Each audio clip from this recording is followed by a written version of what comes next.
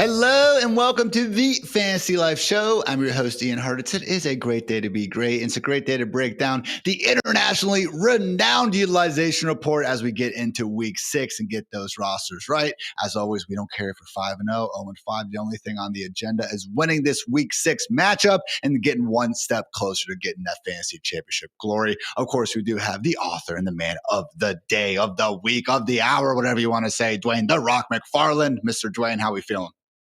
Author of the minute, Ian. You know, people move on very quickly in the fantasy football space, and you have to, right? We're constantly reacting to stuff. There's always news breaking. So yeah, we'll go with author of the minute. Someone else will put something out that's really good here in the next minute, and I will no longer be the author of the minute. But I appreciate the kind words, Ian. We had that going on yesterday. Started the show and we're just getting through some of the injuries with Kendall. And then all of a sudden, Saquon Barkley isn't practicing out there. Everyone absolutely panicked. By the end of the show, we were fine and we knew everything was good. So again, just another day in the life of a true fantasy football degen. So appreciate you, Dwain. Appreciate all you guys tuning into the Fantasy Life Show. Accordingly, let's get into today's show with the DraftKings opening lines.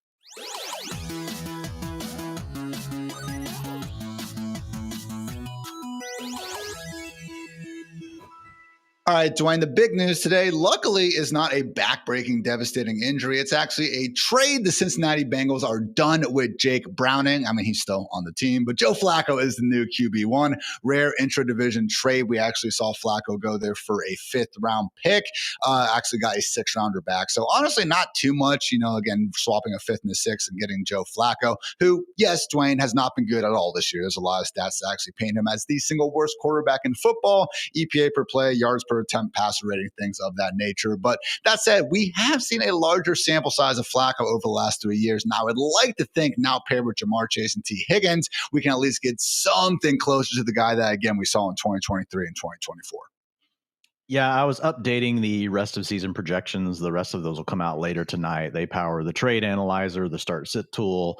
The start sit gets powered by the weekly projections. But I updated the Bengals with Flacco. And to your point, this year he's been closer to 200 passing yards per game. But if you look at the last 3 seasons when he's played the majority of snaps, he's at 260 yards per game. So I've got him at 242, which is right where the model basically wanted to put him automatically in this offense, because I do the team projection stuff first and then I do the quarterback. So I've got him at 7.1 yards per attempt. So that's definitely better than where he's been this season. But still right there in line. He did that last year. The last 3 years he's been at 6.9. So I'm kind of with you. I'm okay, you get to play with Jamar Chase. You get to play with T. Higgins. Ian will say you get to play with Mike Gesicki as well. Let's not forget him. So yeah, I mean, I have optimism. I didn't want to go overboard with it. So I've got him at 242 passing yards per game. Flacco's not really going to be that interesting to you, obviously, as a fantasy, asset, unless you play in a super league. And unless you play in a super flex league like Ian, where he's dying for a super flex. So he's probably going to have to bid on Mr. Joe Flacco. But I think the big thing is really what it does ultimately, for the Bengals. And just looking at where the rest of the season projections come out. And these are still going to sound sad to you guys versus where you drafted these players. But they are upgrades from where we were a week ago with Jake Browning. I didn't jot down how bad it was before. I was just trying to block it out. But if you look at Jamar Chase now, he moves up to wide receiver 6.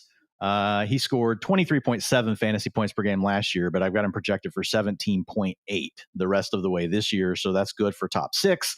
And then it's got T. Higgins at wide receiver 34. That might be a tad low, Ian. He should probably be if I were ranking these, because I'm doing the projections, but if I were doing rest of season ranks, I'd probably have him closer to wide receiver 30, maybe wide receiver 29, somewhere in there. We'll see how it goes. I got him projected for 13.9 PPR points per game the rest of the way. I mean, look, we were treating Jamar Chase as a wide receiver 1, regardless of who was under center. And again, T. Higgins more so a low-end boomer bust wide receiver 3. So I think at least, that 5 or 6 spot jump is very much warranted there for Mr. T. So again, optimism, said it on Monday's show, wrote it in my week 6 rankings article, Jake Browning was really making me question my long-held assertion that bad football is better than no football. So again, happy to see Flacco in there. It's going to be a tough start, as we get going against the Green Bay Packers, everyone. But again, we should remember that it has really really been a tough stretch for the Bengals. Again, Jake Browning certainly not helping matters, but since they lost Burrow, it's been in Minnesota, in Denver, and then against Detroit last week. And again, it's not going to get easier against the Packers and Lambeau, but after that, Steelers, Jets, and Bears going to their bye week. So hopefully we can get some positive momentum. Maybe Dwayne Chase Brown can rip off an explosive play. Like, we have optimism now. So final stat I will lead you with, because I just wanted to, hate on Chase Brown a little bit, I guess. It's actually just crazy though, Dwayne. Most touches this season without a 15-plus yard gain. Chase Brown has 83. The next closest running back is Dylan Sampson at 31. I know the O-line sucks. Come on, Chase. One time, man.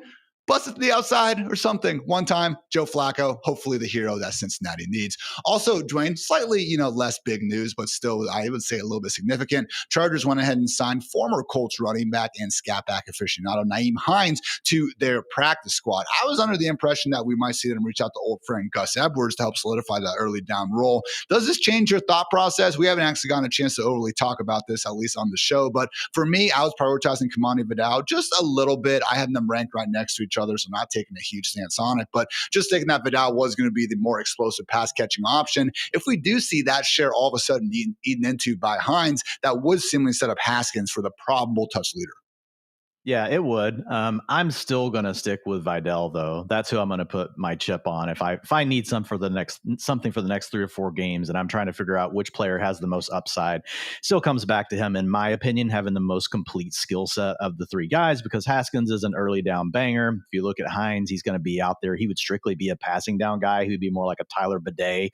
So that's the reality of this, though, Ian, is that we that's probably what we're going to see. We're going to see Nyheim Hines playing like some freaking Tyler Bidet role. And then it's going to be, Kamani Vidal playing the role that we would think of between the 20s, between the 10s, coming off the field inside the 5 and inside the 10-yard line, and Haskins is going to take the touchdowns. Like, it's probably going to be gross, but still, if I'm having to put a chip on one guy, I still think the order I would go would be Vidal, then it would be Haskins, then it would be Hines. I believe, I'm almost certain that the Chargers had Hines on their roster this preseason in training camp. I can't remember when they cut him. So he was a guy that they do have some familiarity with, and he should know the playbook. So that's a positive for him. I think he had a cup of coffee with the Browns. He's been bouncing around here a little bit, but you are actually correct, Dwayne. Okay, he got released by the Browns in February, and then he was actually with the Chargers throughout July and August. So good note there, my friend. Otherwise, guys, just a few other injury updates before we get into the utilization report. We actually did hear from Texans GM Nick Cassiero on Joe Mixon saying, quote, over the next few weeks, we'll have a better idea. He's making progress. Yeah, I don't know. Doesn't sound great. My money is still on Joe Mixon not playing a snap in 2025. Unfortunately, Brenton Strange got placed on IR with a hip injury, had that injury on Monday Night Football. Mike Garofalo from NFL Network actually called it a quad injury and said he is expecting to miss about a month, so not of the season-ending variety. Next guy's up on the depth chart, Hunter Long, Johnny Munt, and Quentin Morris. God forbid, though, they decide to trade for someone else. We'll see what happens there. Giants injury updates. Jackson Dart, despite having that hamstring issue on the practice report, is fully expecting to suit up Thursday night. Also sounds good for Tyrone Tracy. Obviously missed the last few games with that shoulder injury, but Dable did say he's optimistic he'll return.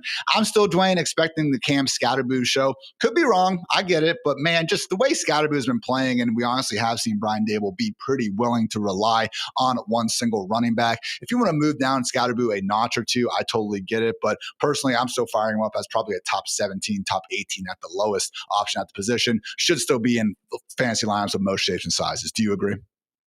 Yeah, I'll probably move him down a little bit below that just to see what happens with Tyrone Tracy, because it was more of a split early on. And while we love Scatterboo, he's fun to watch, he hasn't been hyper efficient. We don't know if that'll impact his, workload, but it's not like he's averaging a big yards per carry.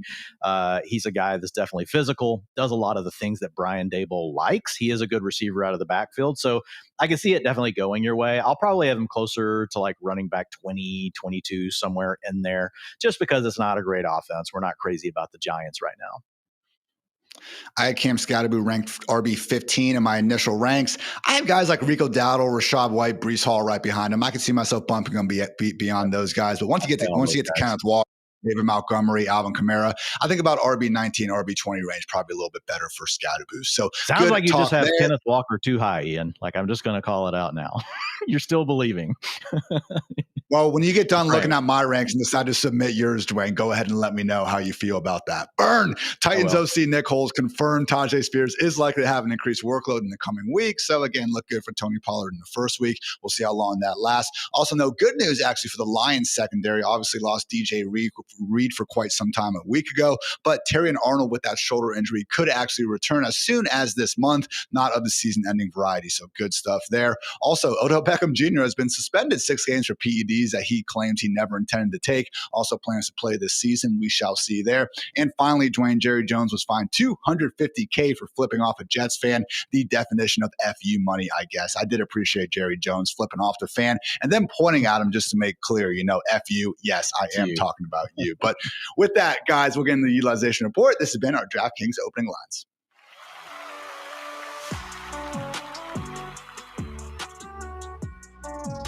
I teamed up with DraftKings Sportsbook to bring you the ultimate way to kick off this NFL season. Right now, new customers who bet just $5 will get $200 instantly in bonus bets and $200 off NFL Sunday Ticket from YouTube. That's right, new customers bet $5 and get $200 in bonus bets plus $200 off NFL Sunday Ticket. All you have to do is download the DraftKings Sportsbook app and sign up using the promo code FANTASYLIFE. The crown is yours. And hey, you can stack your bonus bets on same-game parlays, money line spreads, and more, or ride the momentum with live betting that makes every snap count. So here's your play. Download DraftKings Sportsbook, sign up with promo code FANTASYLIFE, bet just $5, and you'll get $200 in bonus bets instantly and $200 more off NFL Sunday Ticket from YouTube. Thanks to DraftKings Sportsbook for sponsoring this. Let's make this NFL season one to remember.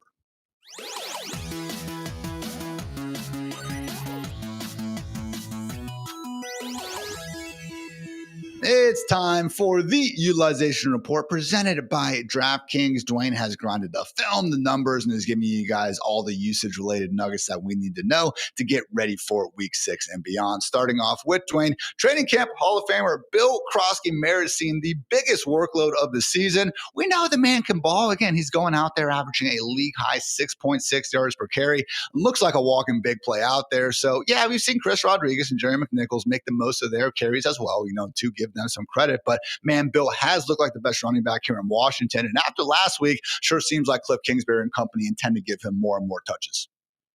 Yeah, so I mean, looking at it last week, he had a 71 utilization score. That's his top on the season. 61% of the rushing attempts, also a season high for him with a 38% route participation, season high, and then target share tied his season high at 9%.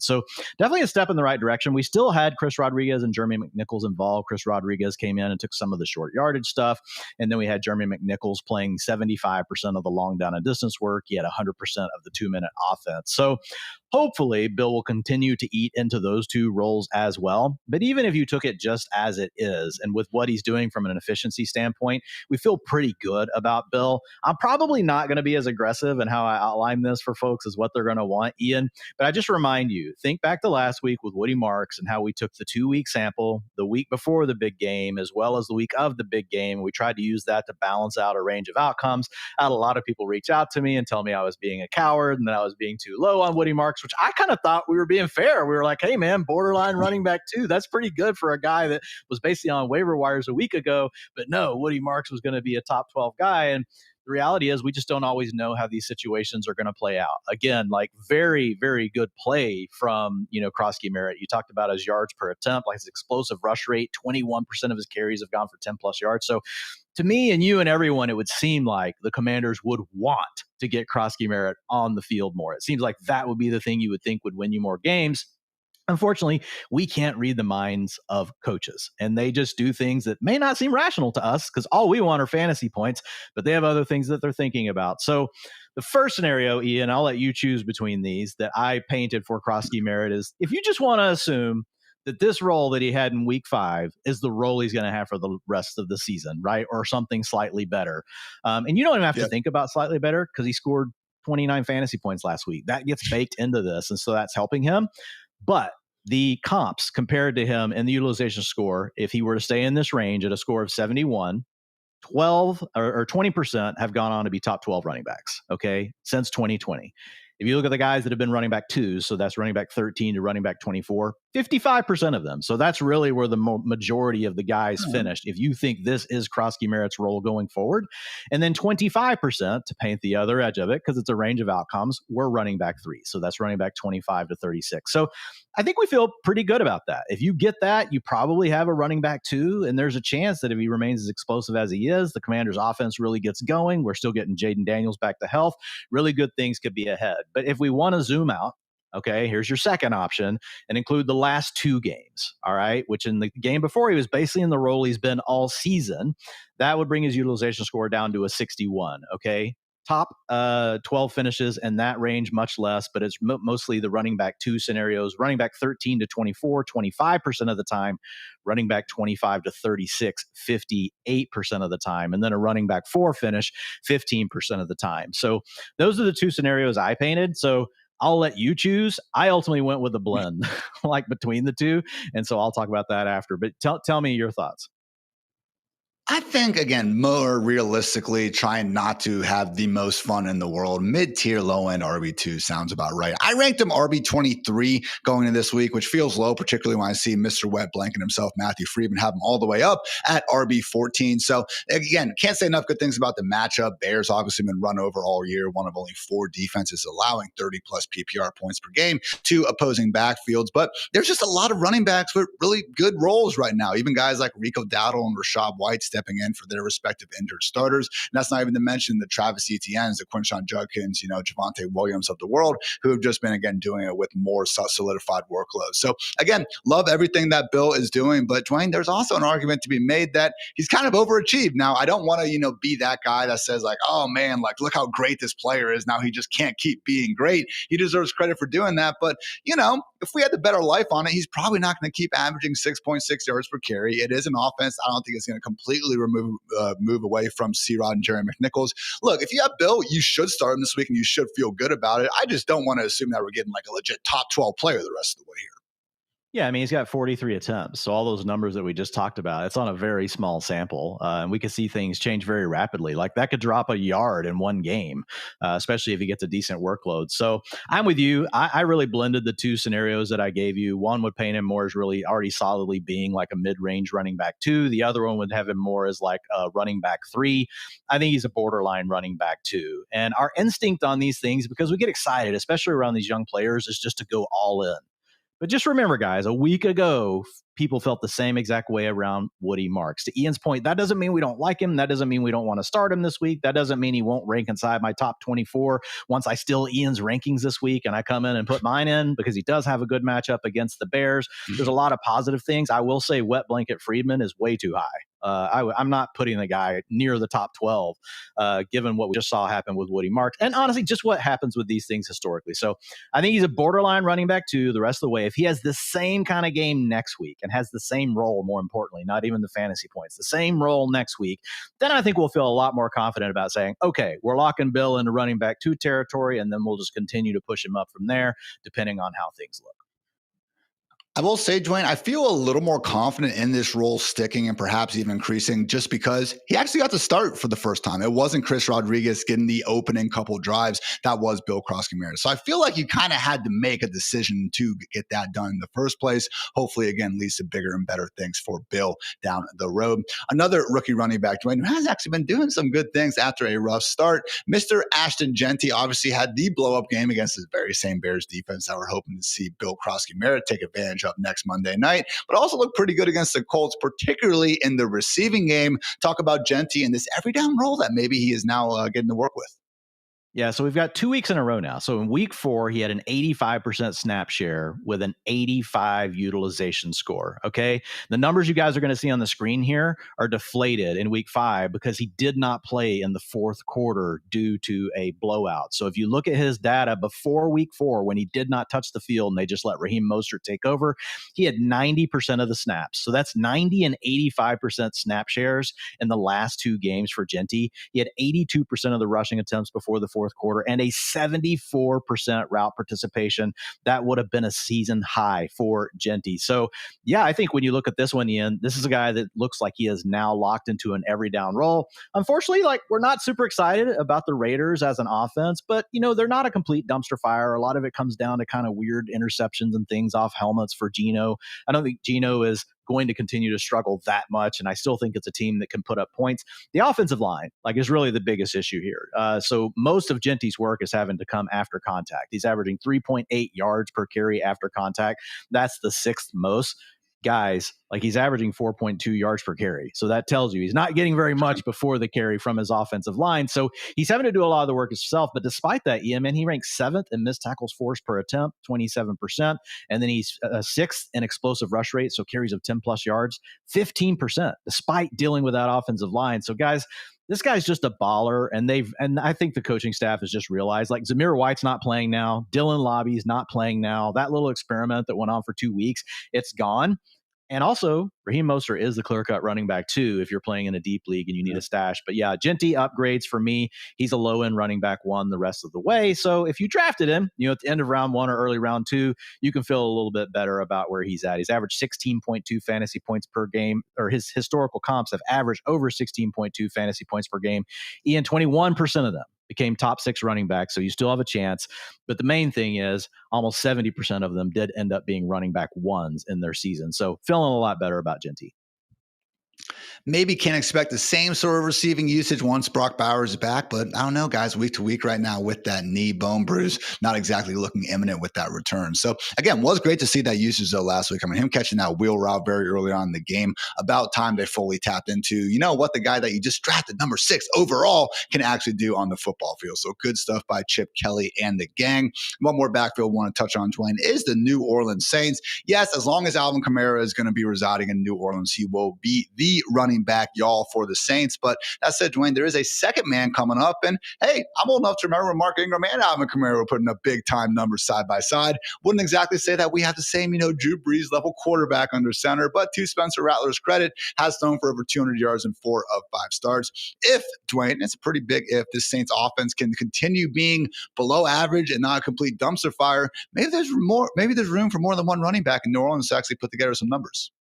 Yeah, I think the big thing here is the fact that Kendre Miller shouldn't be on waiver wires anymore, guys, because he is ascending in a role. We could have Alvin Kamara get traded. They're saying they're not going to, but they've also said in the same breath they're open to moving veterans.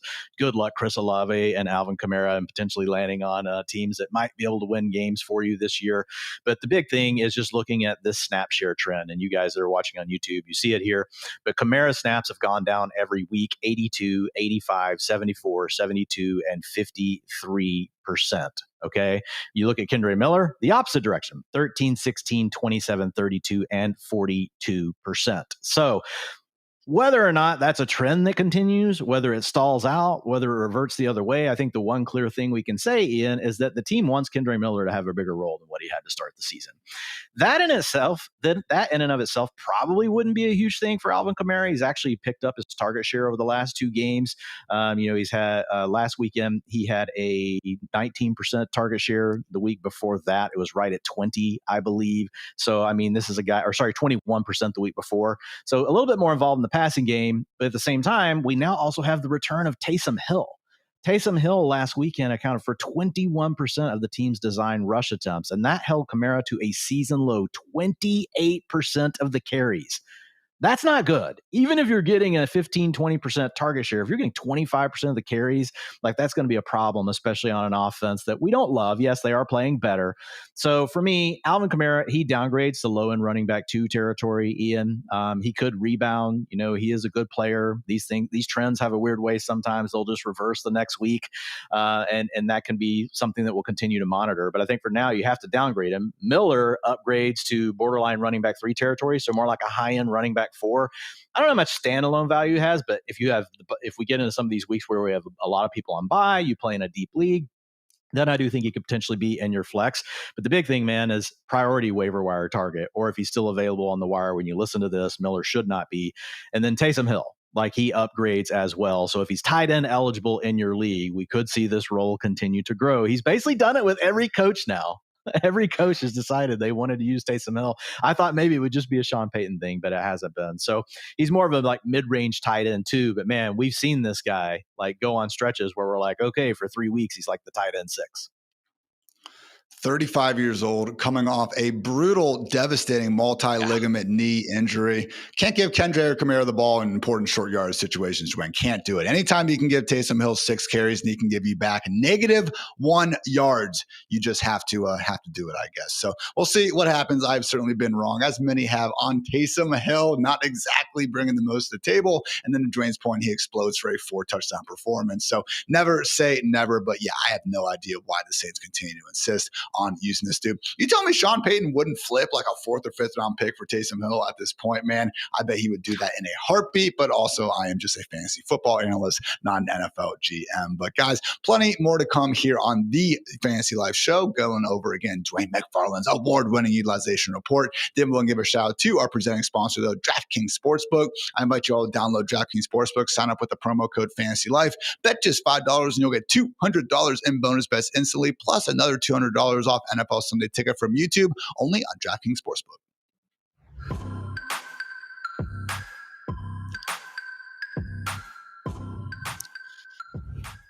Dwayne, unfortunately, the injury bug has hit several backfields. We've kind of talked about what to do with the Chargers, but we also wanted to break down what exactly went down once we actually got the data from last week revolving around the Cardinals and then also the Buccaneers. So we'll kick things off with Michael Carter. We weren't sure what was going to be going down between Carter, Amari DiMercato, and of course, Bam Knight. Wound up being pretty much, Dwayne, the Michael Carter show.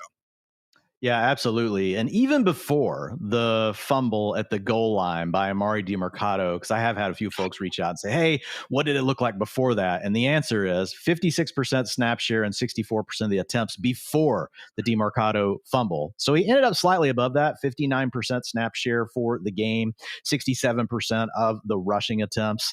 And then you also had him playing a role on the passing downs a little bit more after that fumble. He had a 49% route participation rate. The big thing for him, Ian, he had a 28% targets per route run in this game. Like, that's not going to sustain. But he did that despite not really playing on the long down and distance stuff. He wasn't getting that. They gave that to Amari DiMercato. And then they gave most of the 2-minute offense to Amari DiMercato as well. And the couple snaps they didn't give to DiMercato, and the 2-minute offense, they actually gave them to Bam Knight, which I just kind of thought was interesting because Michael Carter, man, like kind of the thing we knew him for with the Jets was like, okay, this guy's like high utility. He can kind of do a little bit of everything, pretty good receiver out of the backfield. But the positive thing here is he was the primary ball carrier, and it was even before the issue with DiMercato. So I think we've got our answer here. It's going to probably be like 60% of the work going through Michael Carter. One other quick note on it. You know, he did give you last weekend, what was it, 15 point, or actually, sorry, what was his score last weekend? Last week, sorry, guys, 18? I think it was 18 fantasy points, yeah. This is so small in my article. I'm going to have to make like these screenshots bigger, Ian. 15.9, sorry. 15, no, it's not. That was the week before. My bad, guys, whatever. 18.3 fantasy points last week. But the thing I wanted to say before I totally just went off the rails there is we do have 2 other games with Michael Carter as the lead back for the Cardinals under the same coaching scheme. And it came at the end of last year, and he gave you 10.1 fantasy points and 15.9. So if we average that out over these 3 games, he's got a utilization score of 81, and he's averaged 14.8 fantasy points per game. His utilization score comps going back to 2020 have averaged 15.7. So I've got him right there as a borderline running back 2. This weekend, you got a tougher matchup, so I know we'll have to think about it a little bit more in the ranks. But yeah, until Trey Benson comes back, I think you've got a borderline running back 2, potentially like a low-end running back 2. And I will say, to Michael Carter's credit, this isn't some random guy off the street. Honestly, Zonovan Knight kind of was when we first heard about him on that Jets team a couple of years ago. It was like, oh, okay, I guess this guy's getting touches now. But Michael Carter, yes, a 4th round pick, but 107th overall, pretty early round. And just, man, in that 2021 rookie season, it was actually really cool. I remember one of my favorite stats was that former UNC teammates, Javonte Williams and Michael Carter, were number 1 and number 2 in the NFL in terms of missed tackles forced per touch. So I actually do think Carter is, again, maybe not the world's best running back or anything, but at least a decent enough player at the position. And Dwayne, would it surprise you at all if Amari DiMercato gets doghoused? I mean, I know everyone's all up in arms about Jonathan Gannon yelling on him on the sideline, and yeah, probably shouldn't have hit the guy, but football, you kind of smack people in the chest. I don't know. Amari lost him that game. That's huge. You know how much Yep. money could potentially be lost if that keeps him out in the playoffs and stuff. So again, I feel like they would have cut him by now or suspend him if they would have. But we saw what happened to AD Mitchell. Wouldn't be surprised at all, again, if Amari's role is really reduced. And honestly, that could end up giving Michael Carter a role that looks a lot like what Trey Benson had. Yeah, I mean, we'll have to see. I mean, there's also coaches that don't do anything about things like this. So we'll see what happens. But if he did, it would obviously be a big plus for Carter, and we would be upgrading him again next week. So again, Benson not done for the season, but still looking like another likely 4 to 5 weeks on the sideline. Going to be Michael Carter, likely sitting again as a low-end borderline RB2 in the meantime. Nice waiver wire pickup if you manage to get him. Also want to talk about Rachaad White, Dwayne, because again, we got news that Bucky Irving obviously dealing with the lower body issue, but the shoulder injury that actually wasn't announced, I guess, in the team until Tuesday of last week, apparently the bigger problem going on. So very weird, Dwayne, again, we've kind of talked about Todd Bowles and his lack of kind of injury, just information we've gotten over the years. I don't love seeing Bucky go to Facebook or Instagram or whatever it was and writing like a eulogy basically about like how sorry he is about the time he's going to miss and stuff. I don't know, man. Doesn't exactly sound like someone who is just imminently waiting to return. So we'll see what happens with Bucky. We all want him back out in the field as soon as possible. But in the meantime, Dwayne, Rachaad White, I don't know, 90% Bucky. Is that fair to say? Yeah, I mean, I wouldn't even call him that, but I mean, that's just because Bucky's special, but it doesn't matter. You're going to be starting him if you've got him in fantasy football. He handled 81% of the snaps, 72% of the rushing attempts. He had a 13% target share. So from a workload standpoint, he's 100% Bucky, essentially, and a little bit more because he's not having to share. They're not really giving much here to Sean Tucker. So last season, we also saw multiple games where Rachaad White had a 55% snap share or better. Yeah, a little bit of an arbitrary cutoff, guys, but I was trying to get rid of the games basically, where he was just well under that, not in a very big role. Last season, in those games, he averaged 13.4 fantasy points per game. You put that with the 23.1 he gave you this weekend, that's 14.4 per game over those games. So I don't think, like, I know originally when we did the talk data or whenever we did the Sunday night recap show on Sunday night after the games, I was thinking Rachaad White, probably low end running back 1 to high end running back 2. Now that I've looked at it more and thought about it a little bit more, like, I really like him, but I think more of a mid range running back 2 until Bucky Irving returns. Obviously can give you a blow up running back 1 game because we just saw that last weekend. He's just not the same player from an efficiency standpoint. And that's really Bucky. He gets the workload and then like he just piles on all this efficiency on top of it. And that's what makes him so special. We're not going to get that with Rachaad White. 3.8 yards, career yards per carry, 7.7 explosive rush rate. So those are carries of 10 plus yards. The league average is 9.5%. The good thing, though, is he is a very good receiver out of the backfield as far as earning targets. So that's going to always be a nice little floor cushion. You should get 4 to 5 targets per game is probably what's going to be coming to Rachaad White in a full-time workload like this. So if he catches 3 of those in the PPR cheat code format, Ian, and you get 20 yards out of it, you get 5 points right out of the gate. So, I mean, if whatever the dude does rushing, if he scores a touchdown on top of that, you get a nice floor right away with his receiving game. And to his credit, maybe some of those past years, not great efficiency is almost hanging out in our mind a little bit too much. Behind the same offensive line this year. Not saying defenses, weren't paying more attention to Bucky, and that all makes sense. But Rachaad White is at like 4 yards per carry, and Bucky's down there at 3.3. Bucky's a better player. Bucky's been far more efficient as a receiver. I'm not trying to say Rachaad White is as good as Bucky Irving. But Dwayne, I look at this almost similar to Javonte Williams and the Cowboys, where it's just one of these things where if all we knew was, okay, the Bucs were a 7th-ranked scoring offense, that's what they are this year. We knew a workhorse role was on the horizon, and we knew we had a running back with 3-down ability. Like, come on, I have Rachaad White ranked RB17 right now. If Bashaw Tootin was walking to this role, we'd probably have him ranked like RB5 or something. People ridiculous. would freak out. Yeah. They would. So it's totally fair. But I think he's a mid-range running back too. Like, we've just seen enough of Rachaad White, over the last few years, even last year, like I said, in those games, getting to play essentially in this same offense. So but again, he can give you running back 1 performances. He just did it this last week. So I don't mind the comp to Javonte. Javonte, obviously, before his injury, was a much better player than what we have with Rachaad White. But we didn't know that about Javonte, that we would be getting him back to the form that he's at today. So maybe White can be a little bit more efficient. Typically, though, like, I'm leaning into a career number of 3.8. I'm not like, I don't know, I'm not super bullish on him suddenly turning into a new player. I got Rashad as my RB17 right now. That said, guys, some running backs I have ahead of him. Rico Dowdle, less dependent on Chuba. Cam Scadaboo, I could drop him down a little bit. Again, just a spot or two because of Tyrone Tracy. And then Derrick Henry, and that's assuming Lamar Jackson is going to play. So again, mid-tier RB2 for right now. Really could be knocking on that RB1 door here before too long. So good stuff for Rashad White and Michael Carter. Also good stuff from our friends over at Perplexity. Guys, if you want a full year free of Fantasy Life Plus, I invite you guys to go to fantasylife.com/comment. All you have to do is download the comment browser by Perplexity and you get a full year of Fantasy Life Plus for free. Okay, that's all. Download it, Fantasy Life Plus. It's a cool product as well. So make sure you guys check that out. Now back to the Fantasy Life show. Dwayne, let's get into some target earners that we are going to talk about maybe buying low on.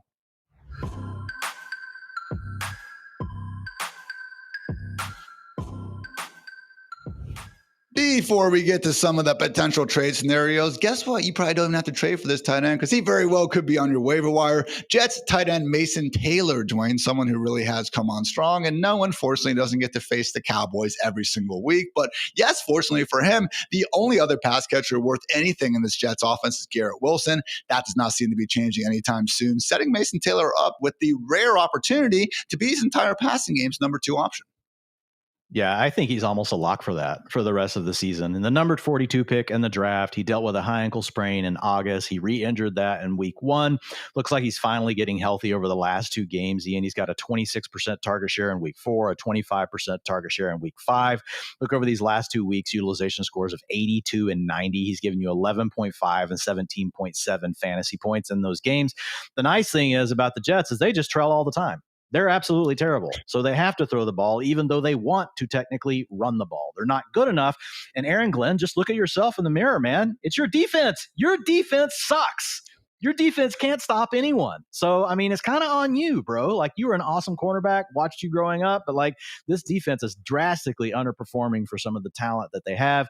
But when we look at Taylor, 10th in target share for tight ends, that's including all the games where he's basically playing through an injury. He's already 10th in target share at 18%.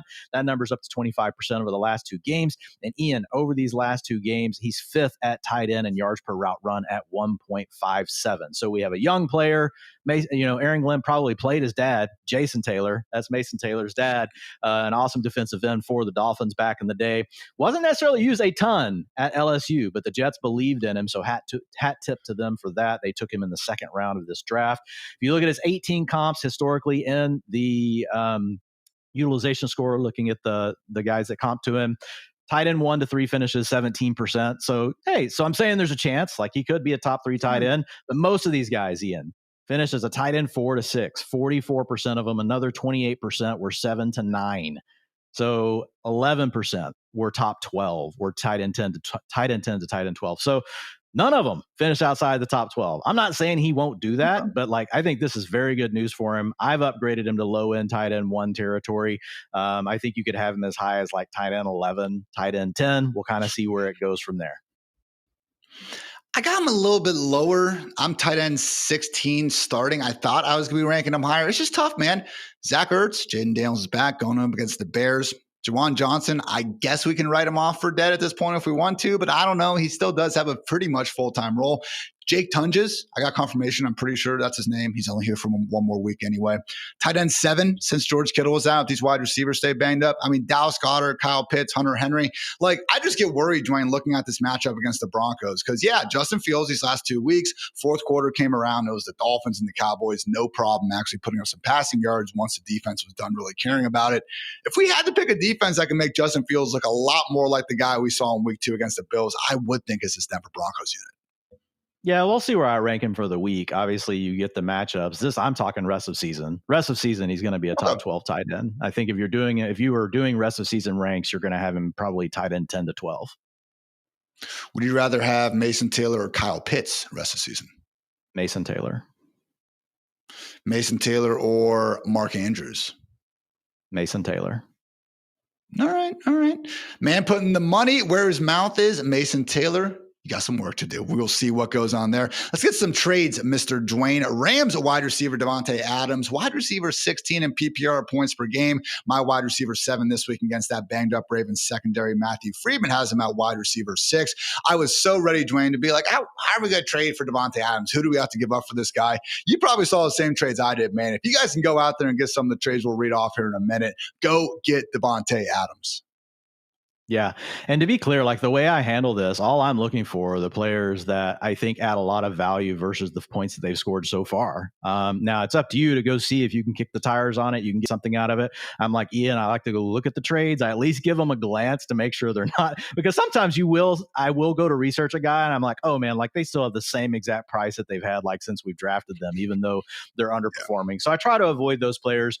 But for the most part, I'm just looking at the guys that are underperforming where they are today. And you might think that's kind of weird because he's already averaging Davante Adams 15.1 fantasy points per game. That's 16th in the NFL, but he's number 9 in utilization score right now, Ian, on the season. So whenever you look at it, the other thing is I think there's room to grow. So he's 3rd in targets right now at 9, but he ranks 25th in catchable targets per game at 5.4 between him and Matthew Stafford. Matthew Stafford's absolutely balling out. So what my instinct is that even though utilization, I don't even need to do any of this. The utilization score bakes this stuff in, so it's already accounting for it. But I think they're going to iron some of that stuff out, man. As good as Stafford's playing, I would be pretty floored if he ended up with only 5.4 catchable targets on 9 targets per game when the season's over.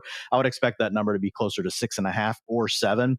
And you can also look at the air yards where he ranks. He has 119 per game.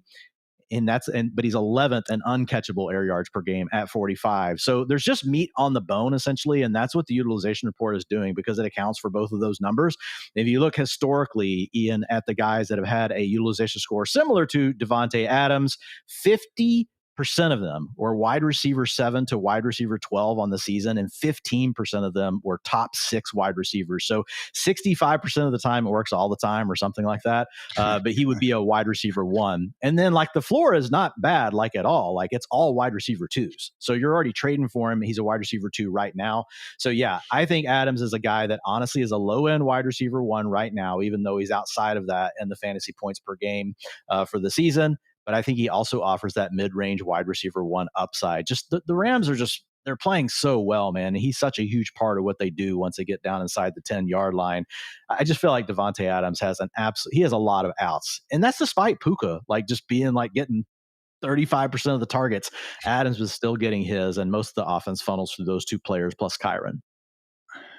9 end zone targets on the season. Only George Pickens with 11 has more. No other player has more than 6. So again, can't speak enough to that role inside the 10-yard line, like Dwain said. But yeah, some of these trades over on Yahoo, Dwain, I would take the Adams side for every single one of these, okay? Adams for A.J. Brown, Keenan Allen, DeAndre Swift, Devontae Smith, Ricky Pearsall, Brian Thomas Jr. Like I'm used to seeing these, and you know when you go through the trade, there's maybe a couple of them that just look really wonky, and it's like, all right, well, that's probably not realistic. I take every single one of those, Dwain. I don't think too hard about it. Heartbeat. Yeah, guys, go start making trade offers right now. Like hit pause on the show. Don't leave it. Just hit pause. Go make your trade offers on Davante Adams and come back. Another wide receiver that we are quite interested in potentially pursuing in those trade markets. Panthers rookie Tedero McMillan. He has an NFL high 43 targets without a touchdown this season. And yet, Dwain, he is the wide receiver 32 in PPR points per game. He's led the Panthers in receiving yards each and every week out there. He has had at least 8 targets in every single game. I feel like this is his floor. I do not think there is a lower possibility really for T-Mac. I am knocking on wood right now because as we know in fantasy football, the gods hate when you make assertions like that. But man, just based on what we've seen out there, Dwain, this dude can separate. And we were talking about the Saturday Night Review show. Yeah, he can separate, and that's great. But guess what? When he doesn't separate, he's 6'4" with a crazy catch radius. They can go up with one hand and catch it anyway. So I really do think he is the total package. Very, very bright future. Yeah, it'd be a lot cooler if Bryce Young can play better. But even in Bryce's bad games, he still has managed to flash. Now, I hate being the guy. It's like, oh, yeah, take away the horrific turnovers, and Bryce Young is playing some good football. So plenty of work to do. But God forbid, Dwain, it does get even worse for Bryce. Like, I don't think moving on to Andy Dalton is the worst thing in the world. We saw what he did for Deontay Johnson last year. So Tedero McMillan, someone that, again, you mentioned it kind of for Adams, seems like there's a lot of meat on the bone still for a guy that's already giving us wide receiver 3 numbers. Yeah. And again, guys, this is the beauty of what we're doing with the utilization report that goes beyond just like the normal opportunities that players are getting, because what it's doing, it's accounting for the fact that Bryce Young sucks. The utilization score is already accounting for that. One, we're using the Tet McMillan's. T-Mac. He does not like to be called Tet. T-Mac, we're using his fantasy points per game already. That gets almost 20, a little bit over 20% of the score. So that's a proxy for talent. Like, are you doing thing with your opportunities? But the big thing that's happening here is we're looking at his catchable targets per game. So great. You look at his targets and you say, well, those are the most empty targets ever. Like, I could kind of agree.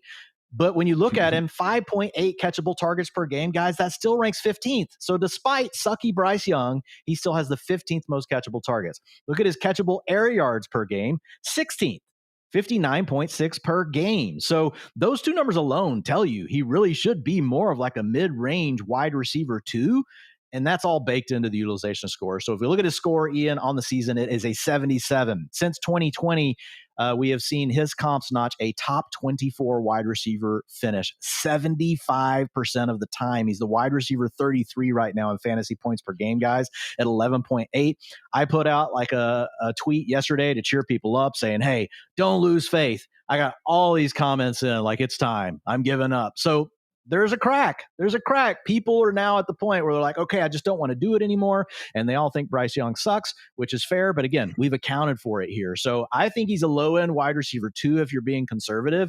If you want to be a little bit more aggressive, I think you could treat him as a mid range wide receiver 2. I will not be surprised at all, Ian, if he finishes the season as a high end wide receiver 2.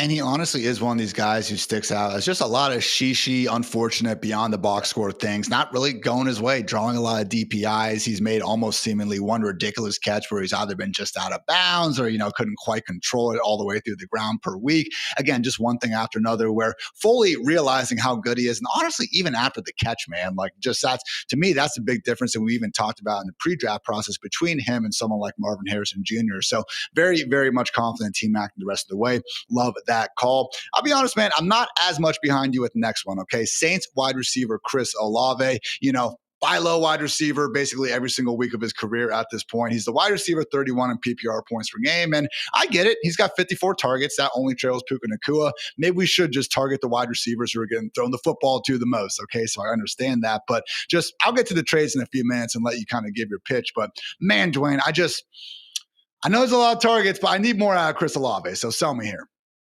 Yeah. So look, I came into this the same way. I really try to let the data follow me on these, lead the way on these things. Like I don't come into it saying, okay, like I just want to pick a player to write about. I'm looking at all the differences. I'm looking at the utilization score. I'm looking how utilization scores are moving.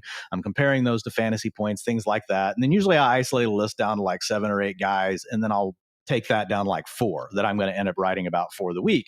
And so with Chris Olave, what was funny is like a tweet came out earlier in that day just talking about how he's a PPR scam player. And on one hand, like I get it, because more of his points right now are coming from his receptions than his yards. So that's kind of the definition of what a PPR scam looks like.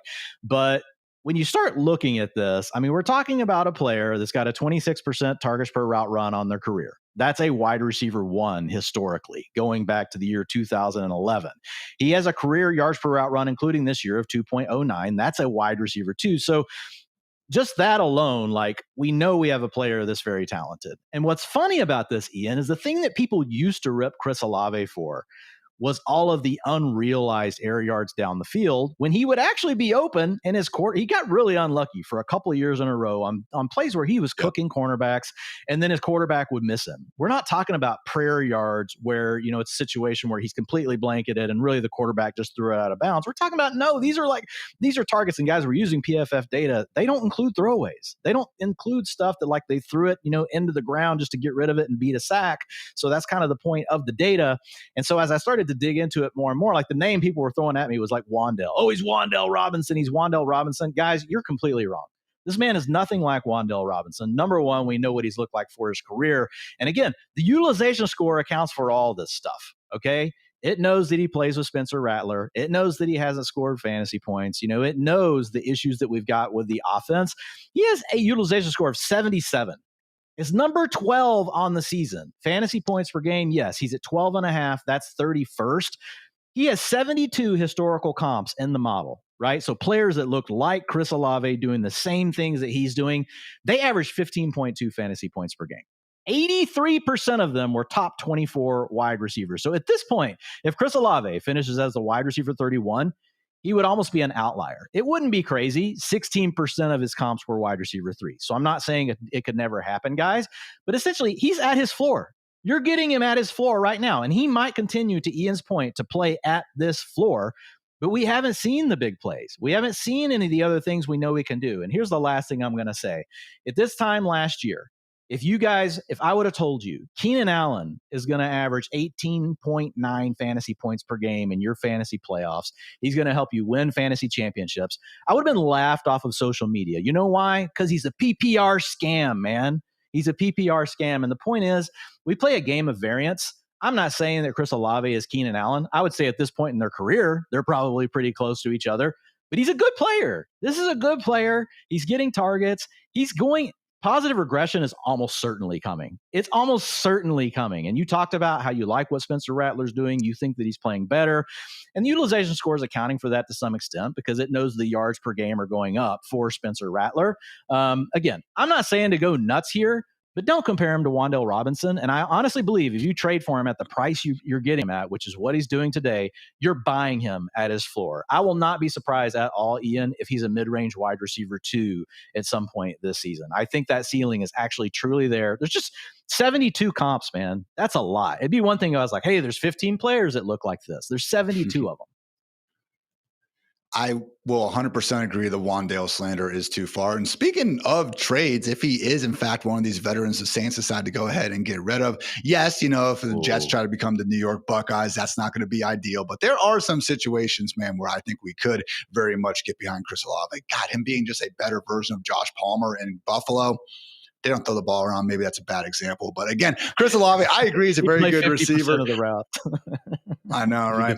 So I will say, Dwain, though, I was going through the Yahoo trades. And again, I liked all of them for Devontae Adams. I did not like them for Chris Olave. So this is, I guess, part of my other hesitation. I'm just not sure what you can actually go ahead and sell them for or get them for out there in the open market. These are 4 straight up trades. I think I prefer the other side on all of these, okay? Chris Olave for George Kittle, Cam Scatterboo, Jalen Waddle, DK Metcalf. Would you disagree with me on any of those? No, I would take all of those. I think Scatterboo's the one that's a maybe just because we don't know. But yeah, I'm taking the other player on all those. So, and if that's the case, like Olave's carrying good value right now, I would sell him for those players. And again, guys, it comes down to you working in your league, but the data I just gave you. So you should know the kind of trade to go offer for Chris Olave. Worst case is you get told no. I don't think he's going to be super expensive would be my biggest point. So I like looking at those trades and everything too, but you know how it is, Ian, one league is one league. So I still think he is a buy low. He's still a buy low option. I would totally agree with you. I like all the other players you just mentioned over Olave, a little bit closer with Scatterboo, just with Tracy coming back.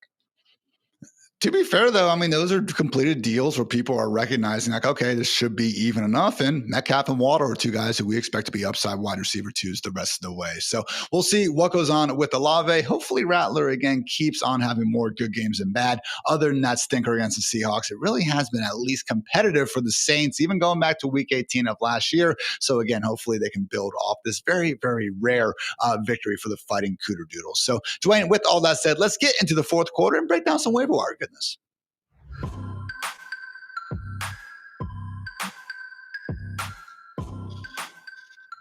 Time for the waiver wire roundup here on the Fantasy Live Show. And Dwain, we have a quarterback that we want to go ahead and shout out. Someone who, I swear to God, is playing some of the best football in the entire NFL. Talk about Sam Darnold, what you've liked so far, and what maybe we can expect moving forward. Look, the Seahawks are a run-first team, 29th in drop-back rate over expected at 29th in the league right now. So they're one of the most run-heavy teams that we have, but 9.3 passing yards per attempt. So that's number 1 in the NFL. And Darnold was really good in that category last year as well. So playing in a run offense, but it's very efficient, Ian. So Clint Kubiak, he's doing some really nice things with Darnold. Like, he is obviously him and JSN are absolutely hand in glove. They're playing amazing. Cooper Kupp's doing enough. And then you got Torrey Horton, he's a nice little weapon. Then you got Elijah Arroyo as a big tight end. Then you've got AJ Barner, who everyone leaves open in the back of the end zone. He's scoring touchdowns. So I think he's a mid-range QB2. But what this shows you is when you can get into a competitive game script with the Seahawks, you've got some real upside here with Darnold. So you're going to kind of have to pick your spots. But, man, he's just playing too good to not upgrade him. I mean, he's one of the best quarterbacks right now in the league as far as if we're just looking at him as a passer. He gave you 28.6 fantasy points per game last week. He scored over 16 in each of the last 4 games. So only week 1 was he below the 16 fantasy point mark. Now, schedule has been fairly kind to him. Open up with the 49ers, not easy. Underwhelming Steelers defense, Saints, Cardinals, and Buccaneers after that. I do think we'll have, a pretty good idea just how real this, new height extension is for Darnold after these next 2 weeks against the Jaguars and the Texans. But Dwain said it, guys, 9.3 yards per attempt. He's number 1 in the NFL in EPA per dropback. Even if we get 85 or 90% of this version of Sam Darnold, he's still going to be among the league's most efficient passers. Truly, again, a great job by the Seahawks and everything they've done in this offseason to set their franchise up pretty good moving forward. Let's talk about some running back targets potentially for you on the waiver wire, Dwain. Again, I already kind of talked about the Chargers guys and things of that nature. For the love of God, if Rico Dowdle or Rashad White or Michael Carter are still on your guys' waiver wires, go get them. That said, Dwain, maybe some more under the radar handcuffs you want to touch on. Yeah, I'll hit on him real quick. Algier, number 1 for the Falcons. Like, this guy got dropped a lot last week because of the bye week. So first of all, he's averaging 10.8 rushing attempts per game. So they're feeding Bijan so much right now in the pass game. They're really using Tyler Algier to help supplement him on the ground. So that means when we get to some of these heavy bye weeks, he can even be somebody that you're plugging in into your second flex position, but the contingency upside, Ian, is massive. You do your handcuff tiers, you look at this stuff, you're thinking about it a lot. I don't think there's a running back in the NFL that we can rank more high than what we have Tyler Algier, or, he's at least in a tier with some guys where we pretty much would expect not 1-for-1 efficiency with what you're getting with Bijan Robinson, but a 1-for-1 trade-off of how many snaps they're going to play. Now, he's not going to get the targets Bijan's getting either, but man, he could easily get 80% of the team's rushing attempts and an offense that we know has some upside. If they can click, Michael Penix Jr. is kind of going through some things, some ups and downs, but they've got the weapons that they could actually be in some of these games where they end up in shootouts. So Tyler Algier would be one. Brian Robinson Jr. would be the next one. Christian McCaffrey, guys, is averaging 25.8 touches per game. I'm not the guy coming out and saying because he's old and these touches that he's going to get injured, but it doesn't help when you're getting that many touches. I mean, just by the numbers alone, the more times you get hit, the more opportunities there is for you to actually get injured. That just kind of makes sense to me.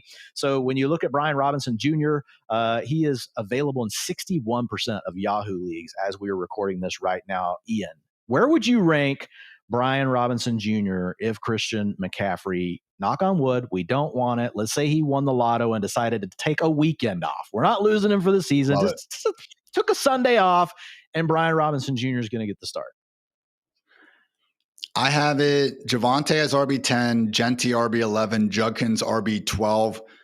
I think he's probably right after Judkins. And if we see a good week and the 49ers get a little bit healthier, Purdy, Mac Jones is playing well, but Purdy's back under center. He could be a top 12 back the rest of the way. Where we ranked Jordan Mason last year. We know Robinson isn't going to get the catches the same way as CMC, but we've seen Jordan Mason. We've seen Elijah Mitchell do this before.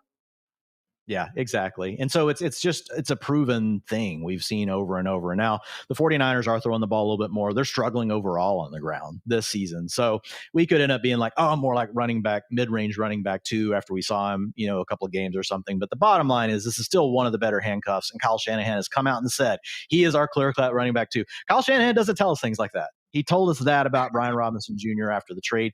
3 other quick ones. I won't go super deep on these, Ian, but Isaiah Davis is now the handcuff to Breece Hall. We could be without Braylon Allen until mid-December. This is not just something where we're going to get him right back when he comes off IR. So you got a little bit of runway here for Isaiah Davis. Last week, he played 44% of the snaps, 100% of the 2-minute offense. which boosted his snaps because I think they played like 10 or 12 of those because they were getting beat so badly by the Cowboys. But Isaiah Davis is a name for the Jets.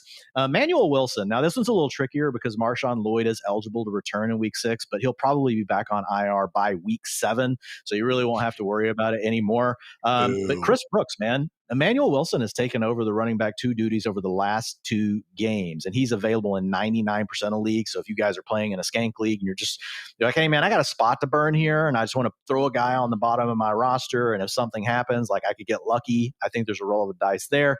And then the final one would just be Keaton Mitchell. Saw his first action of the season. He might not play when you have Lamar Jackson playing. My theory is like maybe that's just because you didn't have Lamar, but it was interesting to see us get his first playing time, and he got more rushing attempts than Justice Hill. So if something did happen to Derrick Henry, Keaton Mitchell, not saying he's going to get 70% of the work in, but wouldn't be surprising if he got like 50% of the carries and it was Justice Hill more like 30, and then the rest going to Lamar. And finally, we'll close things out with some wide receiver targets. And as always, Dwayne, I think we're in agreement here. Like all things equal on our benches, we want to have running back handcuffs because they just have a better chance of seeing their value skyrocket. Every once in a while we get a Puka Nacua or Jawan Jennings, but more often we get, again, the RB2 or RB3 who shoots up the depth chart and accordingly the fantasy ranks. That said, 5 guys you did want to touch on here. Yeah, Kevontae Turpin's got a foot sprain, so that opened the door for Ryan Flournoy. We don't know how long Turpin's going to be out. It sounds like it could be again this week. We'll watch practices. But Flournoy, man, just came out and just balled out, Ian. Like, good pickup by you in your 32-team league. That probably won the game for you. So the Cowboys' 6th rounder in 2024. He still played behind Jalen Tolbert. He had a 64% route participation. But if you guys have been watching Jalen Tolbert, or not even watching him, just watching the box scores, Jalen Tolbert's a ghost. Like, this dude has not done anything in his time in the NFL, so it wouldn't be surprising to see Flournoy just kind of kick the door open and potentially take that rollover. I got him as a boom bust wide receiver 5 territory right now, but man, could be a guy that maybe takes over as the wide receiver 3 the rest of the season for the Cowboys, an offense we like. Torrey Horton, 17% targets per route run, despite playing with Cooper Kupp and playing with JSN, who's got a 33% target share on the season, guys. That's not easy. So if one of these guys were to miss some time, I think the Seahawks may have hit on something here with Torrey Horton. So he's a guy that right now is already a boom bust wide receiver 5, Ian. He's scoring 8.9 fantasy points per game. But man, he has contingent upside because we just talked about Darnold. We like the scheme. I think Torrey Horton would probably be in the wide receiver 4 conversation, potentially low end wide receiver 3, depending on how many teams are on bye. And then I'll just hit these last 3 super fast. Christian Watson could be coming back off of PUP, guys. I know the Packers receiving room is a wreck, but he's going to be available. Jalen Coker, also 21-day practice window has open. We're not crazy about the Panthers passing game, but, Xavier Legette not doing much. None of the other guys really notable outside of T-Mac. So Jalen Coker could get a little bit of run there. And then the final one is Jack Besh. And we saw this last weekend. Besh really took on a larger role, 46% route participation. And that did come at the expense of Dante Thornton Jr., who's just not done much with his opportunities so far. So I think Besh is in a deep league. He's like a wide receiver 6 stash option. Maybe we come out this next week and we're suddenly like, wow, 70% of the routes now flipped over to Besh and Thornton is now the backup. I will say Watson too, man, last year, like I remember actually watching, the NFL's like top 100 play highlight from this past offseason. The 2 guys who had like 5 or 6 plays, and I was just like, oh my God, I don't remember them making that many plays. Calvin Austin, who's having a nice little year for himself too. And Christian Watson, Dwayne, averaged 21 yards per catch, averaged 11.7 yards per target, which is absolutely ridiculous. He is their deep downfield field stretcher for the Packers, for Jordan Love. Okay. So I know they got Matthew Golden now, but everything, but I do think we're going to have an extended stretch without Jaden Reed, even after Watson is made active. God forbid that knee is ready to go. Really could be a nice situation there for Watson starting sooner rather than later. As always, though, guys, we invite you to check out Dwayne's full utilization report for free over at fantasylife.com. And again, our Fantasy Life rankings will continue to be updated and get you guys ready for week 6 as we continue on keeping on. So thank you, as always, for tuning in. If you like the show, then like the show. Always appreciate hitting that subscribe button as well. So for Dwayne, for producer Matt, for producer Kelsey, I'm Ian. Thanks again for tuning in. Until next time, take care, everybody.